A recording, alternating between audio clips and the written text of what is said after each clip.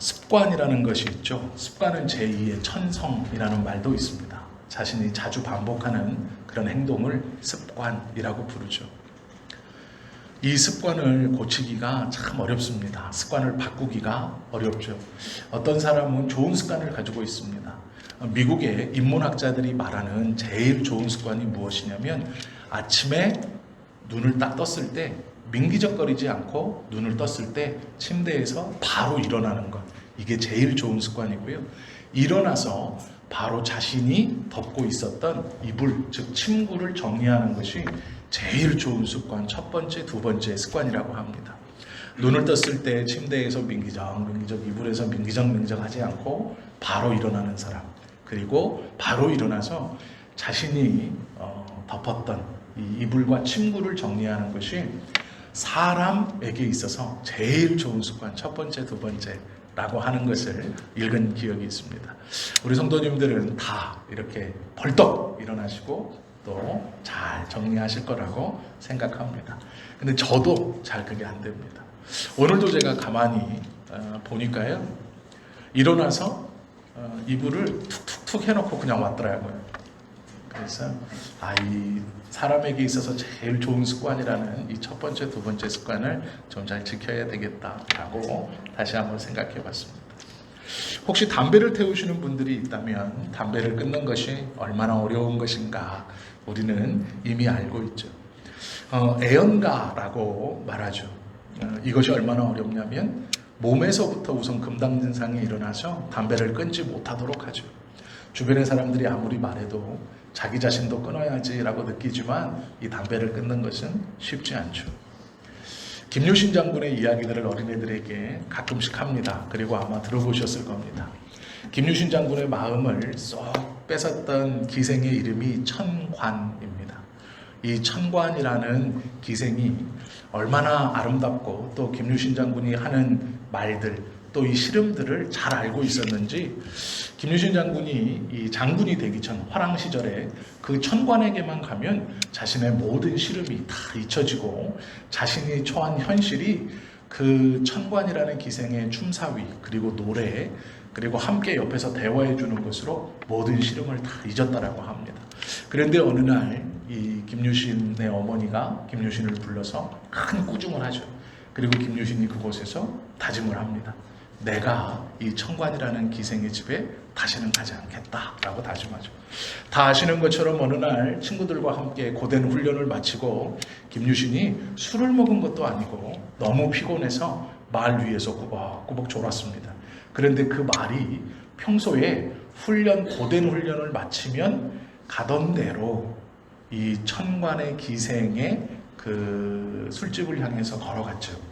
그리고 나서 그 앞에서 다 도착했다고 이 말이 큰 소리로 히잉하고 울었습니다. 그 소리에 김유신이 말 위에서 정신을 차리고 앞을 보니 그 천관이라는 기생이 있는 기생집 문 앞에 말이 서 있었죠. 깜짝 놀란 김유신이 말에서 내려서 검을 뽑아서 그 말의 목을 바로 그 자리에서 잘라버립니다. 그리고 나서 집으로 돌아오면서 또다시 다짐했다고 하죠. 다시는 내가 이곳에 발걸음을 하지 않겠다라고 말입니다. 습관을 고친다는 것, 또 그것에 자유롭게 반대로 행한다는 것은 매우 어렵습니다.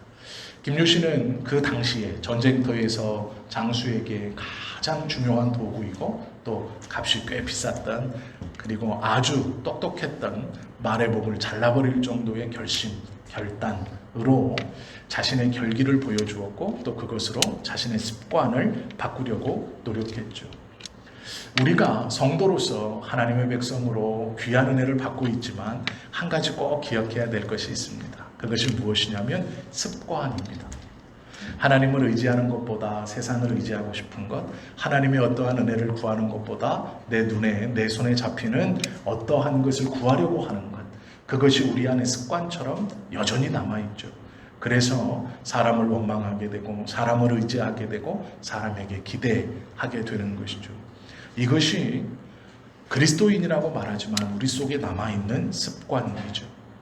에베소서 5장 8절은 우리들에게 이렇게 말하죠. 너희가 전에는 어둠이더니 이제는 주 안에서 빛이라. 빛의 자녀들처럼 행하라 라고 말하고 있습니다. 우리가 꼭 기억해야 될 것이 이 본문에서 두 가지입니다. 하나는 전에는 어둠이었다라는 것이죠. 우리가 어둠이었다라는 것을 기억하지 못하면 안 됩니다.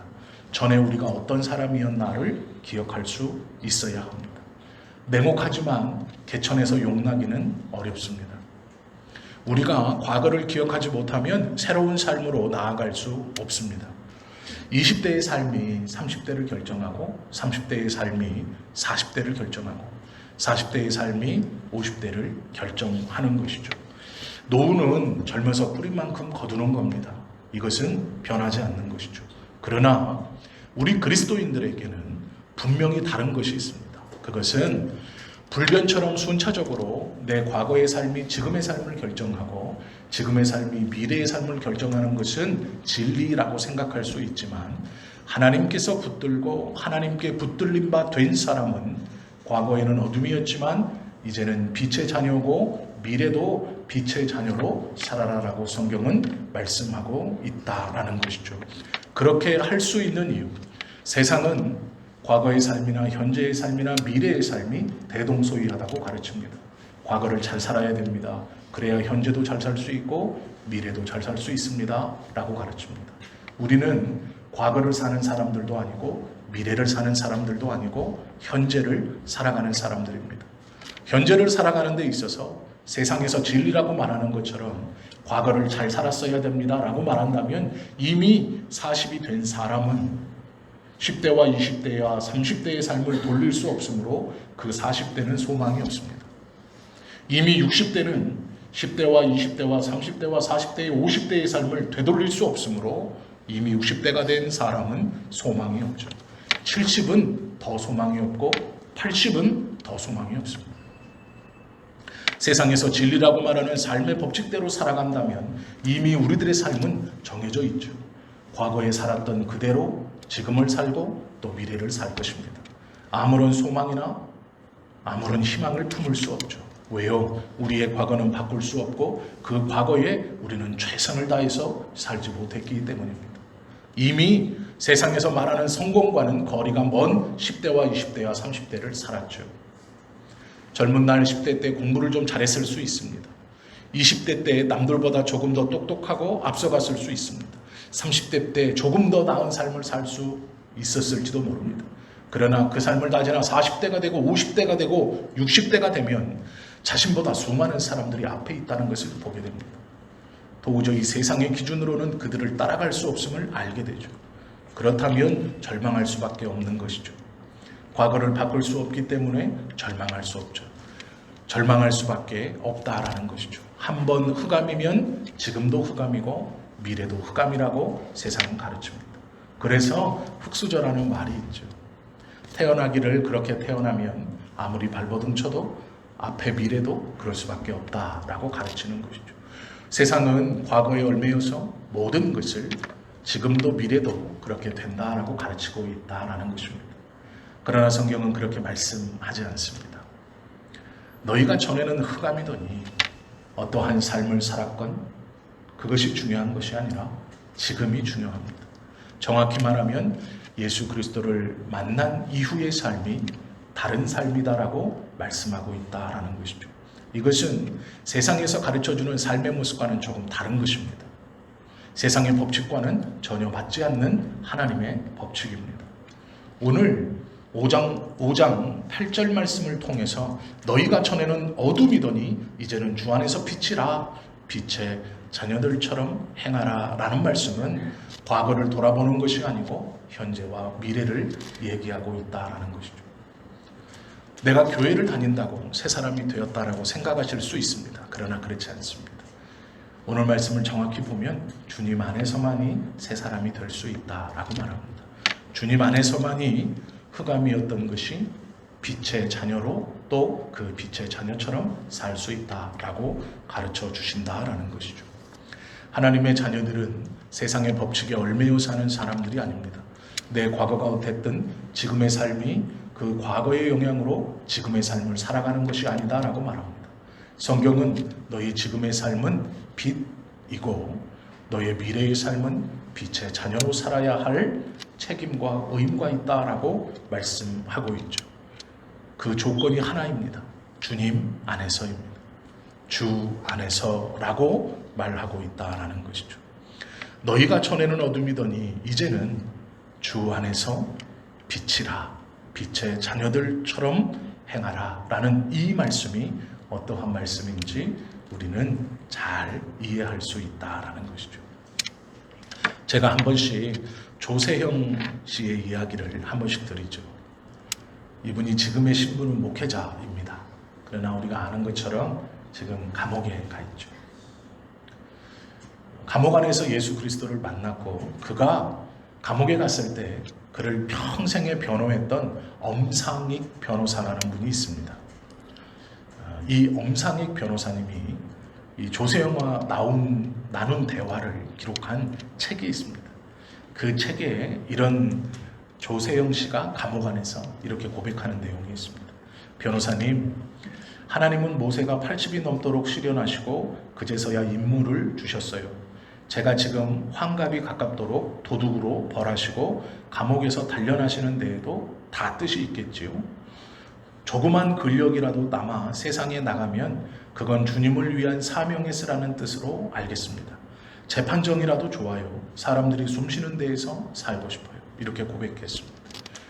그리고 형기를 마치고 나왔습니다. 나오고 나서 사설 경비업체의 범죄 예방 전문위원으로 활동합니다. 그리고 수많은 교회뿐 아니라 일반 재소자들 또 일반 기업체 이런 곳에 가서 간증을 합니다. 그렇게 하다 일본은에 간증 집회를 인도하러 갔다가 간증을 하고 그 다음날 새벽 호텔에서 빠져나와 일본 도쿄의 주택가에 들어가서 손목시계와 휴대용 라디오를 훔쳐가지고 나옵니다. 고가의 물품도 아니고요. 손목시계와 휴대용 라디오. 지금 시대가 어느 때입니까? 그런데 라디오와 손목시계를 훔쳐가지고 나옵니다. 그리고 도망치다가 일본 경찰이 쏜 총에 맞아서 부상을 입고 쓰러져 그 자리에 잡혔습니다. 그리고 3년 6개월을 선고받고 다시 감옥에 갔습니다. 그 다음에 또 출소하여 지난 3월 다시 출소했고 다시 서울 근교에 있는 주택가를 도둑질하다가 또 잡혀 감옥에 들어갔습니다. 제가 조세형이라는 이 분을 비난하려고 하는 것이 아닙니다. 우리는 그를 향해 나쁜 사람이라고 손가락질 하기 쉽습니다. 또 하나님을 제대로 만나지 못했구나 라고 생각하기 쉽습니다. 그럴 수 있죠. 그렇게 비난하기가 쉬운 결론을 보여주었죠. 그러나 우리도 별반 다르지 않습니다. 예수님을 만나서 내가 새 사람이 되었습니다. 과거와 단절된 삶을 살겠습니다. 내가 예수님을 만나기 전, 아니 적어도 예수님께 은혜를 받아 성령님의 은혜를 경험하고 난 이후는 정말 다르게 살겠습니다. 언제나 기도하겠습니다. 예배에 빠지지 않겠습니다. 예배에 빠지지 않는 것뿐만 아니라 내 모든 걱정과 근심을 하나님께 맡기며 살겠습니다. 우리도 그렇게 다짐하고 또 다짐합니다. 조세영 씨는 행동으로 그것이 드러났을 뿐이고 우리는 그것이 걸리지 않았을 뿐입니다. 아니요. 하나님께 다 걸렸지만 하나님께서 형기를 유보해 주시는 것뿐입니다. 조세영 씨는 세상의 심판을 받았지만 우리는 하나님의 심판을 앞두고 있다라는 것이죠. 우리도 결심하고 또 다짐하지만 그 다짐과 결심을 매번 지켜가지 못합니다. 때로는 넘어지고 때로는 쓰러지고 때로는 의심합니다.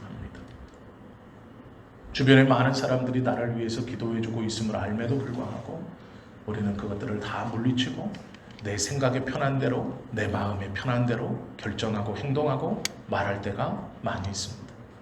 그 말 한마디가 조세영 씨의 다시 일어난 도벽과 같은 것이죠.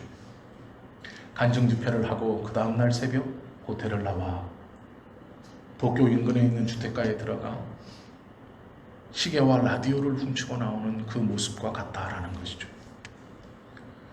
우리가 그를 비난할 수 있지만 정확히 자신의 모습을 볼 수 있어야 합니다. 나는 어떤가? 라는 것이죠. 내가 정말로 하나님께 모든 것을 맡기고 과거를 다 청산하고 지금 빛의 자녀로 빛의 자녀로서의 행동을 하며 살고 있는가라는 것을 돌아볼 수 있어야 됩니다. 정확히 보면 그와 나는 별반 다른 것이 없다라는 것이죠. 저도 쉽게 얘기했던 그것에 부끄러움을 느꼈습니다.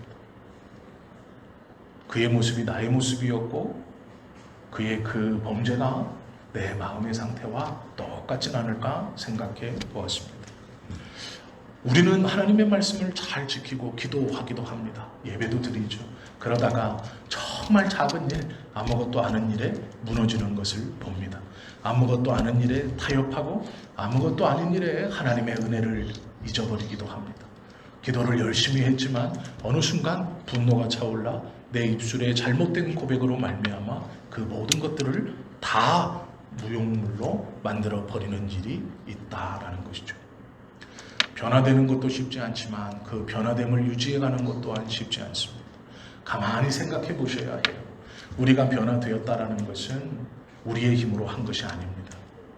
과거에는 흑암이더니 지금 빛이 된 것은 우리의 능력과 내 결심으로 된 것이 아닙니다. 그런데 우리는 잘못 생각하는 것이 있습니다. 그것이 무엇이냐면 변화된 것이 내 능력으로 되지 않았는데 그 변화된 걸 유지하려고 할 때에는 내 능력을 사용하려고 한다라는 것이죠. 내 결심으로 될 것 같고 내 다짐으로 그것을 유지하려고 한다라는 것이죠. 그렇게 될 수 없습니다. 변화가 내 힘으로 되지 않았다면 그 변화를 유지하는 것도 내 힘으로 안 되는 것입니다. 그런데 우리는 내 열심으로 내 다짐으로 변화된 것을 유지하려고 합니다. 그것은 바꾸어 말하면 예수님으로 인하여 진정으로 변화된 자가 아니라 내 다짐과 내 힘으로 인하여 변화되었다고 믿고 그 변화를 유지시켜 가려고 내 능력으로 발버둥치는 잘못된 신앙인의 모습이 될 수 있다라는 것이죠. 성경은 우리에게 변화되었다라고 말하고 그 변화된 삶을 살아갈 수 있다라고 말합니다. 내 능력이 아니고 오직 주님 안에서 그것이 가능하다고 가르쳐 준다라는 것이죠. 우리는 예수님의 십자가의 사건을 잘 알고 있습니다. 그 십자가의 사건이 나에게 임하였을 때 눈물 흘리며 감사하며 기도했었습니다.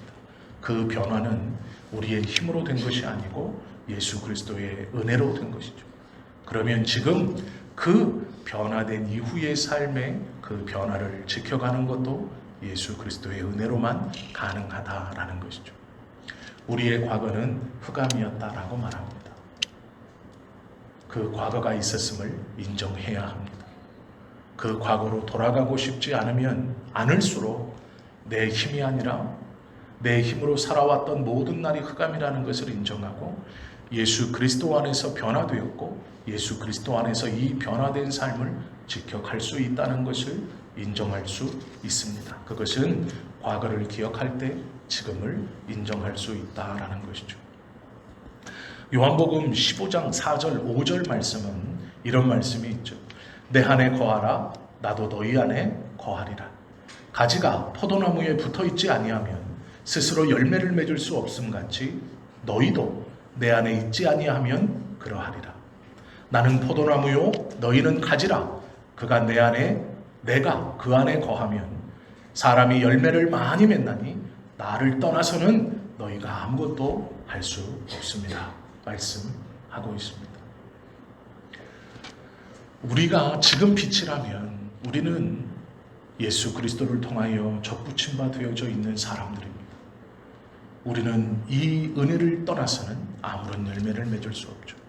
이 열매를 떠나서 내가 내 힘으로 무엇인가 해보겠다, 지금 이 은혜 안에 거해보겠다라고 하는 것은 어리석은 짓입니다. 예수님은 분명히 말씀합니다. 나를 떠나서는 아무것도 할 수 없다. 나의 안에 거하라. 내가 너희 안에 거하겠다. 너희는 과실을 많이 맺을 것이다. 조건은 주님 안에 붙어 있는 것입니다. 우리가 하나님 안에 예수 그리스도의 은혜 안에 있다는 것은 빛의 자녀다라는 것 외에도 많은 열매를 맺게 해주신다라고 말씀하고 있다라는 것이죠. 주님께 붙어 있는 것, 이 주님께 붙어 있는 것은 쉽지 않습니다. 자신의 연약함을 인정하지 않고 자신의 과거를 인정하지 않으면 붙어 있을 수 없습니다. 세상의 열매를 구하지 않고 하나님의 은혜로 말미암아 열리는 그 많은 열매를 소망하지 않고는 주님께 붙어 있을 수 없습니다. 우리가 원하는 것, 예수 그리스도께 접붙임 받으여 육체적으로 건강해지는 것, 돈을 많이 버는 것, 출세하는 것, 아니 어쩌면 내 사업이 잘 되는 것, 내가 인정받고 떵떵거리며 사는 것, 내 자식도 아무런 어려움 없이 잘 먹고 잘 사는 것일지 모르겠습니다. 그것이 혹여 하나님께서 주님 안에 우리에게 열매를 맺게 하시는 열매 중 있는 것인지 모르겠습니다. 그러나 그것만을 구한다면 그것은 하나님께서 우리의 삶을 통해 맺으려고 하시는 수많은 은혜의 열매들을 다 떨어뜨리는 잘못된 추구입니다. 성령께서 우리에게 맺기 원하시는 열매를 우리는 무엇인가 다 알지 못합니다. 우리가 원하는 것일 수 있고 우리가 원치 않는 것일 수 있고 우리가 기대하지 못했던 것이 열매로 열릴 수도 있습니다. 그러나 그것은 하나님께서 우리에게 맺혀주시는 것이고 하나님이 그 맺힘을 기뻐하시는 것이라는 것이죠. 특별히 교회에 열심히 있는 성도들이 주의해야 할 것이 있습니다. 그것은 나의 열심으로 내가 무엇을 받는다라는 잘못된 생각입니다. 내가 이것을 하는 이유는 그래 내가 이것을 해야 하나님이 나에게 어떠한 복을 주시겠지. 만약에 그러한 생각을 갖고 그 감당하신다면 그것은 어쩌면 하나님이 원치 아니하시는 아니 주지 아니는 열매를 위해서 수고하는 것일지도 모릅니다. 만약 그것이 하나님께서 주시는 열매와 함께 같다면 너무도 귀하고 복된 것이지만 어쩌면 그렇지 않을 수 있으니 마음을 내려놓으셔야 합니다.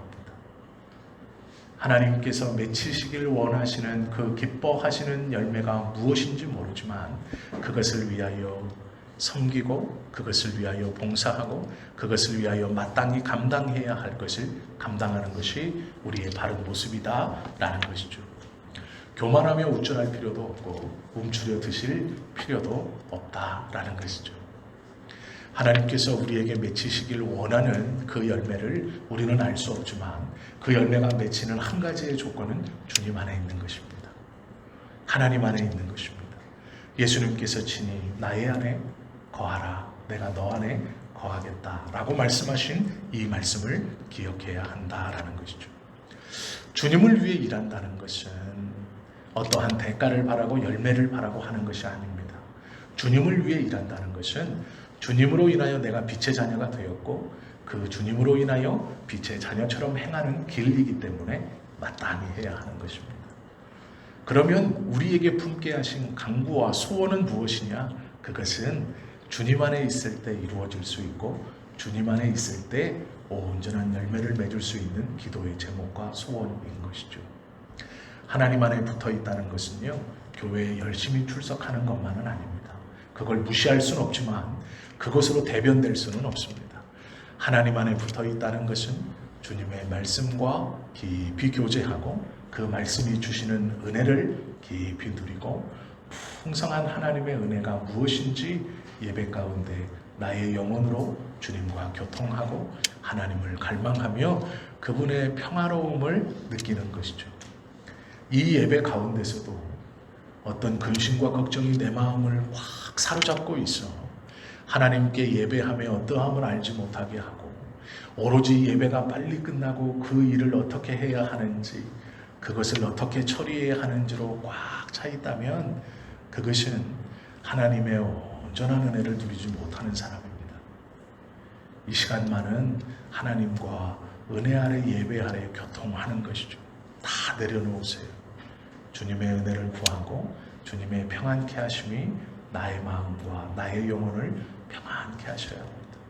내가 바쁜 그 맡겨주신 모든 자리, 가정에서 또 직장에서 사회생활하면서 맡아놓은 모든 것들, 나의 머리를 힘들게 하고 나에게 스트레스를 주는 그 모든 것은 하나님의 은혜 아래서 이 시간 잠시 내려놓고 그 맡겨진 바를 더 잘 감당하려면 우선 하나님의 은혜를 회복하고 주님 안에 들어와 있을 때 하나님이 주신 그 사역들을 잘 감당할 수 있는 자가 되는 것이죠. 반대로 그것 때문에 하나님과의 교제를 놓친다면 나중에는 그것들도 다 황폐하게 될지도 모릅니다. 오늘 이 5장 8절의 말씀은 우리의 과거가 어땠는가, 그리고 우리의 지금이 어떤가, 우리의 미래가 어때야 하는가를 말씀해 주시는 그러한 말씀입니다. 너희가 전에는 어둠이었더니 이제는 주 안에서 빛이라 라고 말씀하시고 빛의 자녀들처럼 행하라 라고 말씀합니다. 그것은 나의 힘이 아니라 오직 주님의 힘으로 가능한 것이고, 주님과의 교제와 그 은혜를 회복할 때 빛의 자녀로서의 삶, 맡겨주신 곳에서 뒤로 물러서지 않고 앞으로 나아가 그 삶을 잘 감당해가는 그 모습으로 살아갈 수 있다라는 것이죠. 지금의 삶에 충실하기 위해서 우리는 먼저 하나님과 교제해야 합니다. 예배 가운데 주님의 은혜를 구하고 하나님의 말씀이 내 영혼을 붙들 수 있도록, 내 영혼을 감쌀 수 있도록 갈망해야 하는 것이죠. 하나님과의 관계가 회복되어서 이 은혜를 누리는 저와 여러분 모두가 되시기를 예수님의 이름으로 축원합니다. 기도드립니다.